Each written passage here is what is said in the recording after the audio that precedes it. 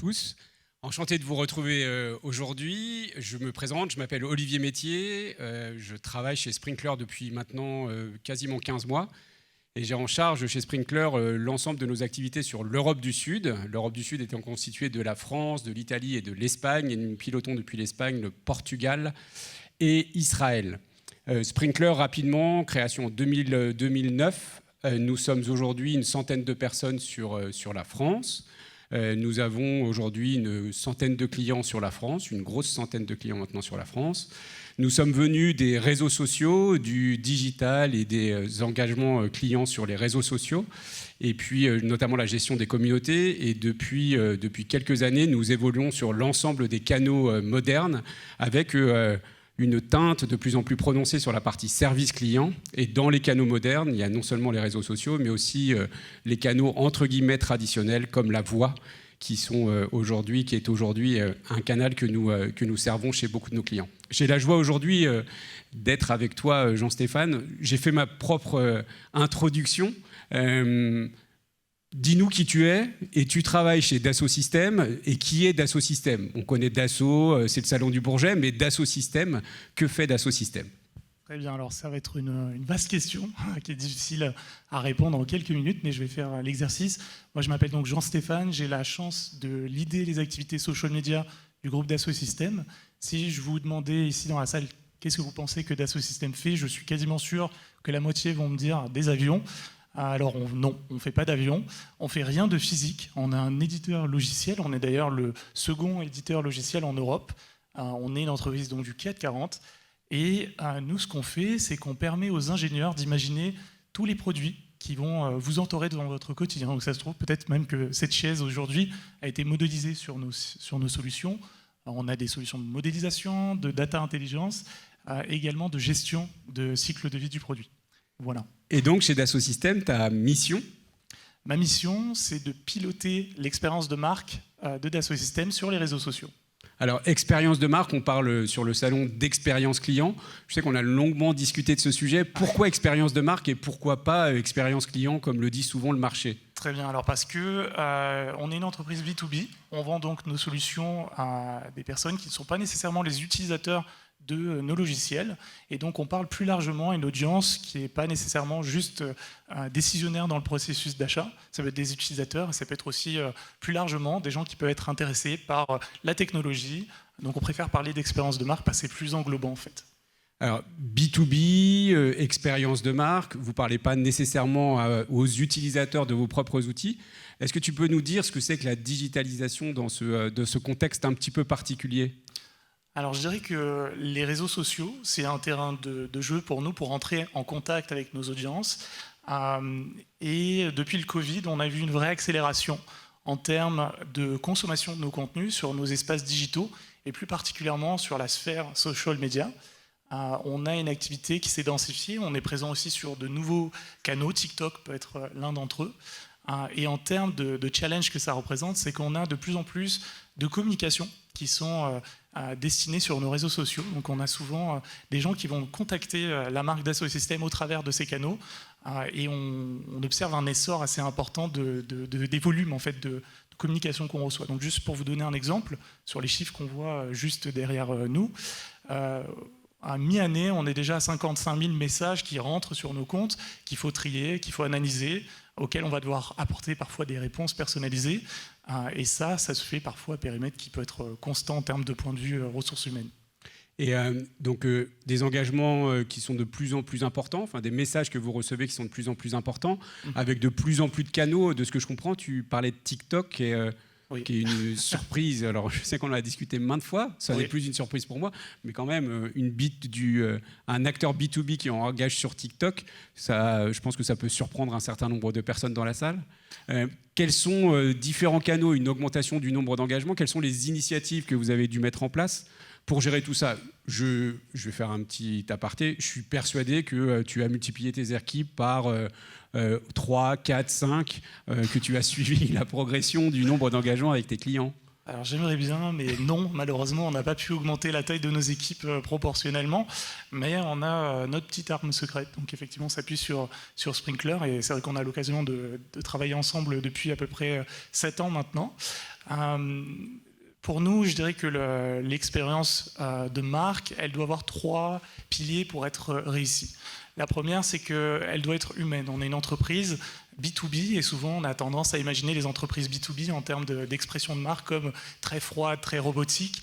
L'idée, c'est de s'écarter de manière assez sensible de ça et de proposer une expérience qui va être fondamentalement humaine. Donc par exemple, sur l'ensemble des messages qu'on reçoit sur nos comptes, on va apporter des réponses qui seront individuelles, qui seront personnalisées en fonction de l'historique qu'on a avec cette personne sur les réseaux sociaux.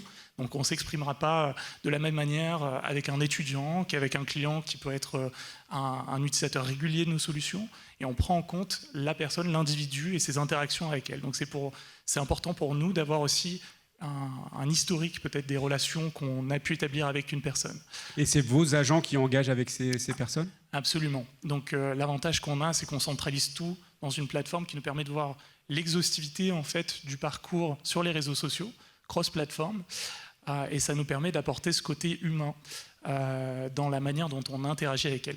On a ensuite un impératif qui est assez important, qui est d'être distinctif, et ça, dans la sphère B2B, c'est encore plus important, puisque, alors, il ne faut pas dire du mal de ses concurrents, mais je vais faire peut-être un petit peu une exception aujourd'hui, tous ressemblent. C'est-à-dire que la manière de positionner la marque, la manière d'utiliser l'image va être très similaire. Et donc, on a eu pour mission de s'écarter volontairement, de manière assez brutale, de ce que font nos concurrents. Donc, on essaye d'avoir un côté distinctif qui va être nourri par les reporting. Donc, on va analyser finement la data pour voir en fait qu'est-ce qui marche, qu'est-ce qui ne marche pas quand on fait des publications. Et on analyse de manière très granulaire en fait les performances de nos posts. On va analyser par exemple sur des images, est-ce qu'il y a des humains, est-ce qu'il y a des objets, et ensuite en fonction de ça, on va en dériver des insights qui permettront d'alimenter la production de contenu. Et sur ce point-là, vous regardez ce que font vos concurrents aussi régulièrement ? Absolument. Donc on fait de la veille effectivement avec des benchmarks qui nous permettent de voir qu'est-ce que font nos concurrents, et aussi on s'écarte de nos concurrents directs et on va voir des marques qui nous inspirent, qui peuvent être présentes d'ailleurs dans la salle et qui ont des pratiques qu'on estime être intéressantes pour répliquer en termes d'expérience de marque. Donc humain, distinctif, tu nous as parlé de 3 piliers, le troisième ? Oui, le troisième, donc personnalisé. Et ça va reposer sur plusieurs choses. Donc l'historique de la data qu'on peut avoir avec un utilisateur ou une audience. Également les résultats qu'on peut avoir sur différents types de posts, puisque nous, l'idée, c'est de proposer le bon contenu à la bonne personne et au bon moment. Et tout ça, ça s'articule autour de la data. Et enfin, j'oubliais sur la partie humaine, on utilise également on capitalise, je dirais plutôt, sur nos employés pour se faire des ambassadeurs de la marque. Et donc, on a un programme d'employés advocacy qui nous permet d'humaniser encore une fois la marque et de faire en sorte qu'il n'y ait pas que des marques qui parlent à des personnes, mais des personnes qui parlent à des personnes. Donc là, vous utilisez le contenu que vous avez déjà défini, développé, Absolument. Et vous le poussez vers vos employés pour ensuite qu'ils engagent avec leur propre réseau. Absolument. On le reformate un peu pour que ça n'ait pas l'air d'être écrit par une équipe corporate, mais c'est ça l'idée, oui. Alors c'est un sujet qui est actuellement à la mode, enfin on en traite beaucoup nous aujourd'hui chez Sprinklr. Est-ce que vous avez mis en place des process de gamification pour faire en sorte que les gens engagent de plus en plus ? Absolument. Vos salariés ou tes collègues engagent de plus en plus. Ça déchaîne un peu les passions dans certains pays chez nous. Par exemple, en Inde, les gens sont extrêmement compétitifs et on a développé un système de gamification avec des rewards en fonction des engagements des employés sur les réseaux sociaux qui utilisent justement les posts qu'on met à leur disposition dans notre plateforme d'employés advocacy. Très bien. On parle, le temps file. Oui. Le sujet est passionnant, mais le temps file. Qu'est-ce que vous avez on a vu tout à l'heure la gestion d'une volumétrie de plus en plus importante, ces 3 piliers importants en termes d'initiative. Qu'est-ce que vous avez pu dégager comme valeur ? Quels sont les grands axes de valeur que vous avez pu dégager maintenant que vous utilisez les solutions depuis 7 ans et que vous avez vu cette grande évolution ? Alors je pense que l'avantage de nos métiers, c'est qu'ils reposent sur la data. Et donc ça permet de factualiser un certain nombre de choses. Tout ce qui est communication ou marketing, il y a souvent cette question du ROI en fait, c'est-à-dire que on fait de la construction de marque, donc c'est quelque chose qui s'inscrit plutôt dans le long terme que dans le court terme. Et on a besoin, quand on discute avec un COMEX, de parler le même langage. Et c'est vrai que le fait d'avoir tout à l'intérieur d'un environnement unifié, avec une data qui est unifiée, qui permet de connecter nos différents canaux, de retracer le parcours de bout en bout, ça permet de venir à la table d'un COMEX et de parler le langage que parle le COMEX et d'expliquer factuellement là où on en est, quels sont les indicateurs qui font qu'on estime que ce qu'on fait est une réussite ou pas, et de savoir si on avance dans la bonne direction. Donc je dirais que ça a changé, je pense aussi, le regard que peut avoir un top management sur cette matière, les réseaux sociaux, qui pouvaient être autrefois perçus de manière assez... si je synthétise un peu, en gros, on a un peu les illuminés de la com qui s'amusent bien sur les réseaux sociaux, mais qui n'apportent pas forcément un résultat. Aujourd'hui, ça a beaucoup changé. Je pense que le Covid aussi a catalysé un certain nombre de choses et changé le regard sur ce métier. En fait. Et on discutait tout à l'heure en préparant cet entretien. Tu parlais aussi des compétences des agents qui sont maintenant beaucoup plus référencés, de la visibilité pour leur carrière aussi peut-être dans l'entreprise. Oui, absolument. Du fait que ce rôle change aussi, ce sont les personnes qui sont en première ligne avec finalement nos audiences. Ils vont collecter des insights, ils vont être les premiers à savoir si le produit plaît ou ne plaît pas, s'il y a des choses à améliorer. Souvent, les premiers informés, c'est nous, puisqu'on collecte le ressenti des utilisateurs, qui peut être soit complet de joie, soit un peu frustré par un produit qui ne marche pas. Et donc, du coup, pour nous, c'est je dirais, un des meilleurs indicateurs. C'est un thermomètre qui nous permet de juger de la santé de nos produits et de la qualité de l'interaction qu'on est capable d'avoir aussi avec l'audience. Voilà. Donc en direct. En direct, absolument. Très bien. On parle beaucoup d'intelligence artificielle. Tu n'as pas du tout mentionné IA, tu as parlé de data, tu n'as pas tant mentionné IA. Comme je suis un petit peu au sommet de la vague sur tous les sujets, tout le buzz, qu'est-ce que vous faites avec l'intelligence artificielle? Vous avez des programmes particuliers? Alors, d'un point de vue produit, Dassault Systèmes embarque de l'intelligence artificielle. Ça fait un petit moment, on n'a pas attendu ChatGPT pour le faire. Comme Monsieur Jourdain, vous faites de l'intelligence artificielle sans le savoir ou sans en parler. Voilà, il y a des algorithmes qui permettent aux designers de tester 1 million de configurations sans avoir à les faire chacune isolément. Mais d'un point de vue du coup marketing et communication, nous aussi, on se met à l'intelligence artificielle. Ça permet d'augmenter nos agents et de leur permettre de se concentrer sur finalement ce qui est le plus compliqué, c'est-à-dire établir une relation humaine avec la personne qui est de l'autre côté de l'écran.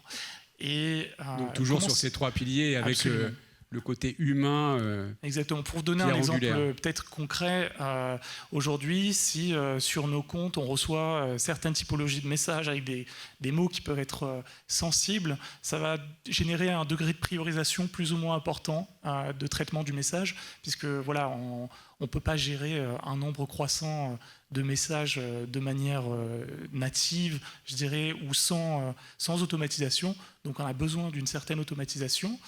Et ça, l'intelligence artificielle va être aussi là pour augmenter, je dirais, nos agents, leur donner les bons messages sur lesquels ils peuvent communiquer. Donc, par exemple, l'intelligence artificielle va analyser l'ensemble de l'historique de nos communications et va aller pouvoir nous dire, quand on a eu un problème similaire, quelle a été la réponse qui a été apportée finalement à cet utilisateur. Et ça permettra à l'agent, au lieu de se focaliser sur comment résoudre le problème, de comment personnaliser finalement la réponse. Parce que pour nous, c'est le secret en fait, de l'expérience client, c'est d'avoir quelque chose d'humain et de personnalisé. En conclusion, tu nous as parlé de l'intelligence artificielle comme étant un axe de développement, mais il y a d'autres axes de développement aujourd'hui que tu vois sur les prochains mois, prochaines années? Alors effectivement, il y a se diversifier en termes de contenu et d'humanisation du contenu. Donc ça peut passer par l'employé de Vocassim, mais pas que. Ça va être également pour nous de l'éducation à faire aussi en interne sur nos populations exec, pour qu'elles puissent également se faire porte-parole de l'entreprise sur les réseaux sociaux. Et je pense qu'on va aller vers davantage d'IA encore que ce qu'on fait aujourd'hui, pour pouvoir absorber des volumes de communication qui sont plus importants. Qui continuent sur les mêmes tendances en termes de croissance. Absolument. Jean-Stéphane, merci beaucoup. Merci d'avoir été avec moi pour ce court entretien. Et puis on est à votre disposition sur notre stand Sprinklr au cours des CD journées. Merci à vous. Merci beaucoup. Merci messieurs.